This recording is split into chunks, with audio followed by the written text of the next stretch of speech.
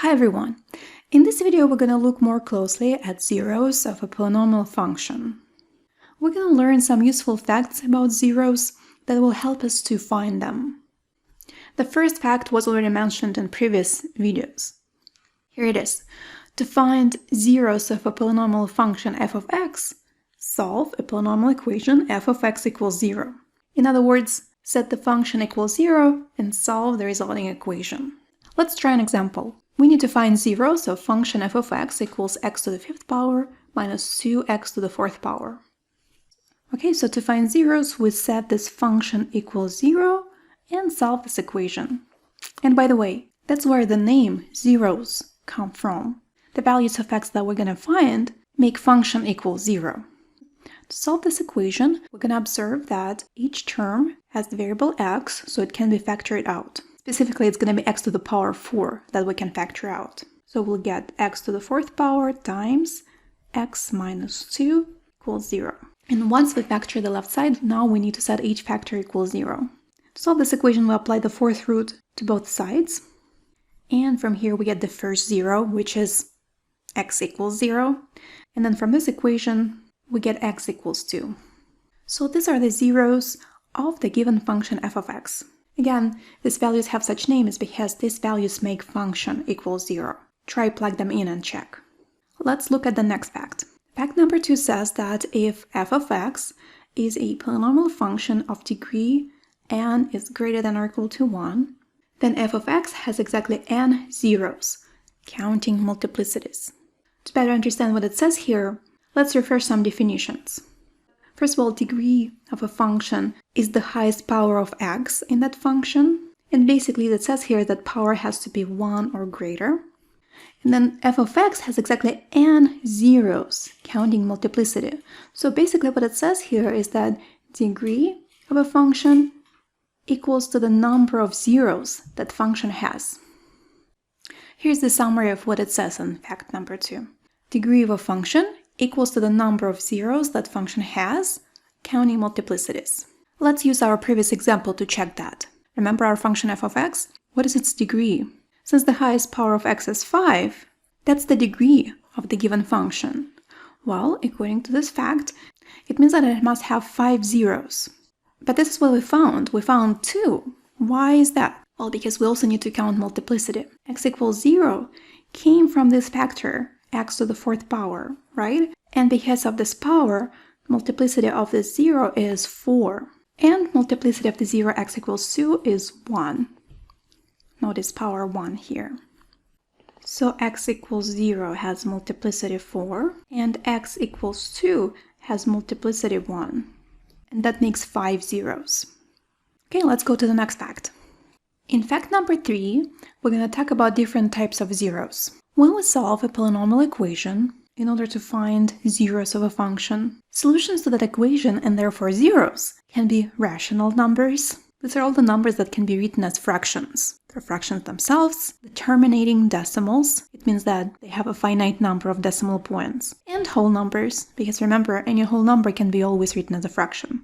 Also, solutions to a polynomial equation, and therefore zeros, can be irrational numbers. These are the numbers that cannot be written as fractions. Here are a few examples. If you try to evaluate square root of 2 using calculator, you will see a decimal, but it's going to be a non-terminating decimal, which means that it has infinitely many decimal places.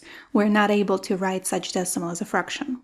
Our famous irrational number, pi, and values like this one, where the only way to write it in exact form is by using a square root. Our attempt to evaluate this expression will result in a non-terminating decimal, and so on.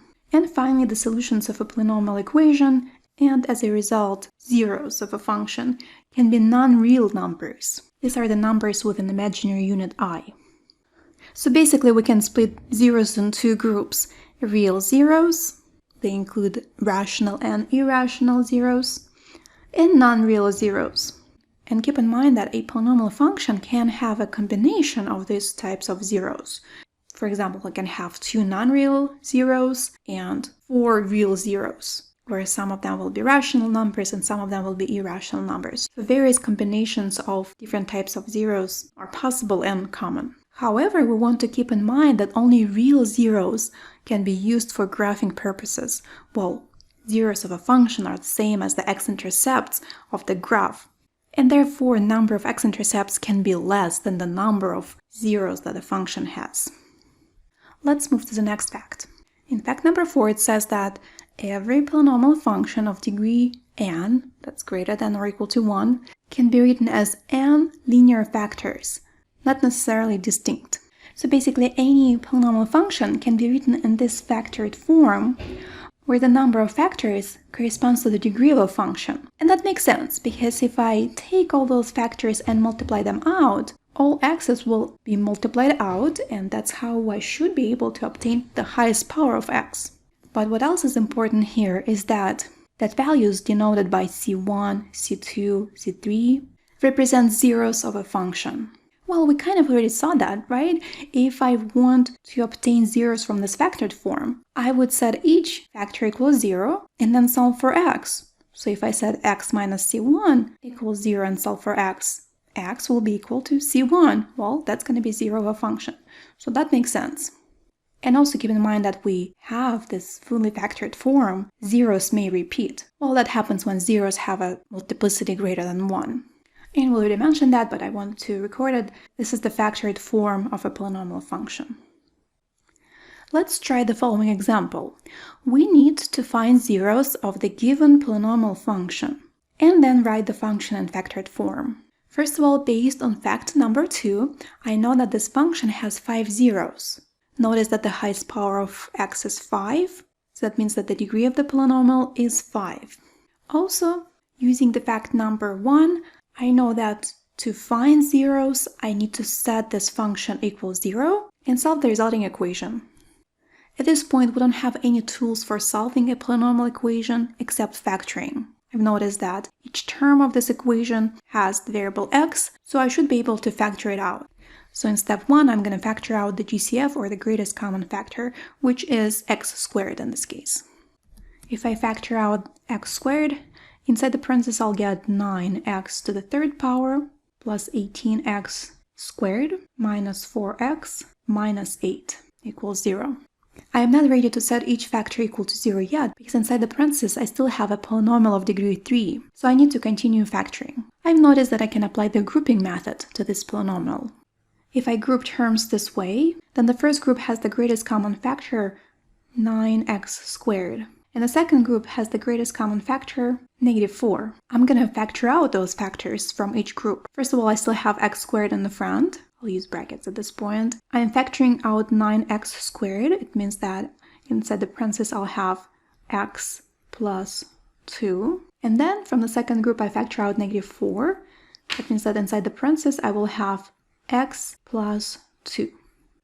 Next, I see that each term inside the brackets has another common factor, which is the expression x plus 2, so that can be factored out. Okay, so I still have x squared in the front, and if I pull out x plus 2, then inside the parentheses I'll have 9x squared minus 4. That equals to 0.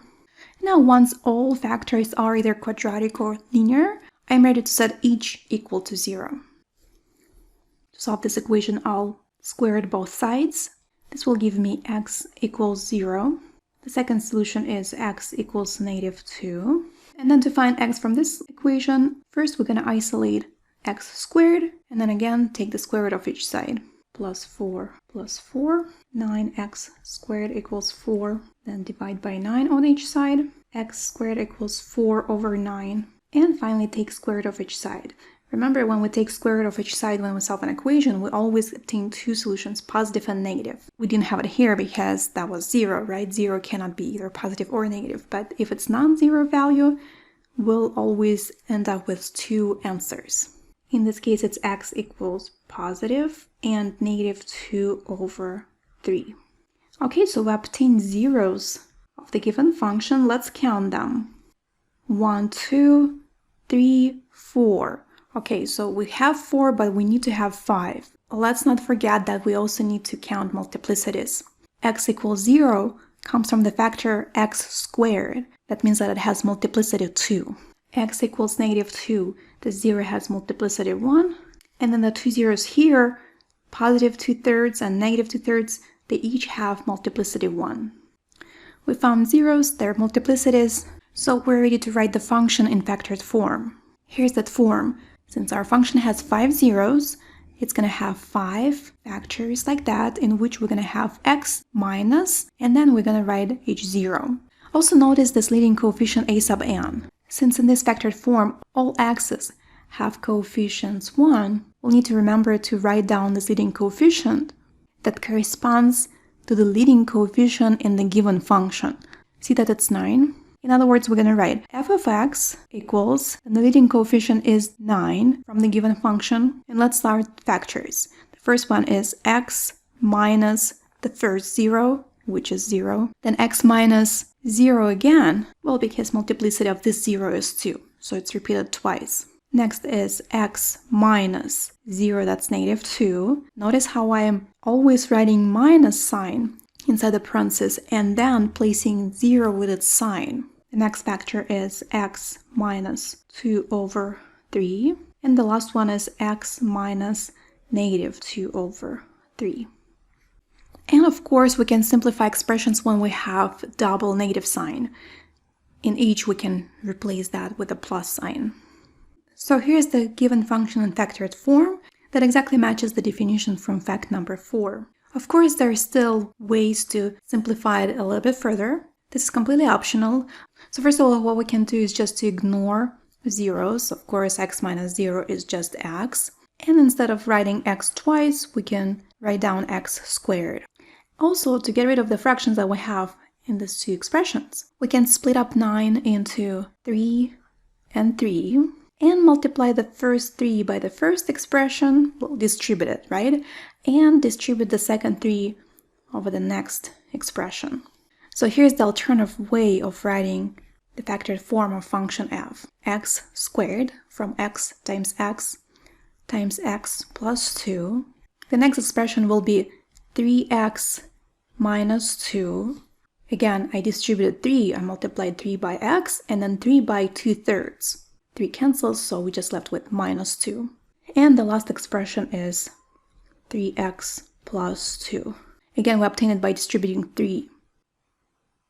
So here's a cleaner but optional look of that same function f of x. And let's try one last example. Here again, we need to find zeros of the given function f and try to write the function in factored form. So we know that to find zeros, we need to solve the equation where we set the given function equals 0. In the previous example, we were able to successfully apply factoring techniques. Can we apply them here? First of all, I noticed that these 4 terms don't have a common factor. Can I maybe apply the grouping method? Well, I don't think so. I don't see groups with same patterns. So it looks like we can't use our old factoring techniques to solve this equation. Well, I also know that since degree of this polynomial is 3 is the highest power, that means that this function should have 3 zeros. At least I know something. But how do we find these zeros? Well, for that we need to learn a few more facts about zeros of a polynomial function. So in the next video, we're going to learn those facts or theorems, and we will be able to finish this example.